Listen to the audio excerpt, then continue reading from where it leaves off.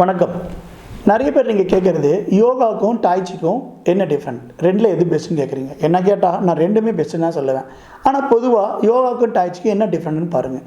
முதல்ல யோகாங்கிறது ஹத யோகா அப்படிங்கிறத நம்ம பண்ணிகிட்ருக்கோம். நம்மளுடைய நூற்றாண்டுகளாக நம்ம யோகாவை ஃபாலோ பண்ணுறோம். இன்னும் சொல்லப்போனால் முனிவர்களுக்கு முன்னாடி தேவர்கள் வரைக்கும் இதை சொல்லி கொடுத்துட்டு இருந்தாங்க அப்படிங்கிறத நம்ம படிச்சுட்டு இருப்போம்.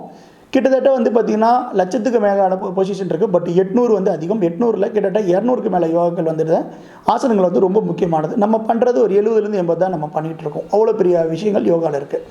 ரெண்டாவது யோகா பார்த்திங்கன்னா லேடிஸ் சில சமயம் மாதவிடாய் டைமில் மென்சஸ் டைமில் பண்ண முடியாது. முதுகில் ஆப்ரேஷன் பண்ணவங்க, வயிற்றில் ஆப்ரேஷன் பண்ணவங்க ஒரு சில யோகா பண்ண முடியாது. வயசாக சில பேருக்கு சில யோகாக்களை நீங்கள் பண்ண முடியும். உதாரணத்துக்கு பெண்ட் பண்ணுறது, பின்னாடி பெண்ட் பண்ணுறது, இதெல்லாம் நீங்கள் பண்ணுறது கஷ்டமாக இருக்கும். ஸோ இது ஒரு கேட்டகரி. யோகா சின்ன பிள்ளைகளுக்கு ரொம்ப ரொம்ப நல்லது. ஏன் அப்படின்னு பார்த்தீங்கன்னா அது அவங்களுக்கு சின்ன வயசுலேருந்து பண்ணும்போது எலும்பு ரொம்ப ஃப்ளெக்சிபிளாக பெண்ட் ஆகும். அதுக்கப்புறம் அவங்களுக்கு வாழ்க்கையில் நோயே வராத ஒரு உயர்ந்த நல்ல ஒரு உறுதியான உடலை உங்களால் யோகா மூலிமா கொண்டு வர முடியும். இப்போ அப்படியே டாய்ச்சிக்கு போவோம். டாய்ச்சி கிட்டத்தட்ட 5000 வருஷத்துக்கு முன்னாடி, இன்னும் சொல்லப்போனால் போதி தர்மர் தான் சொல்லி கொடுத்தாங்கன்னு சொல்கிறாங்க.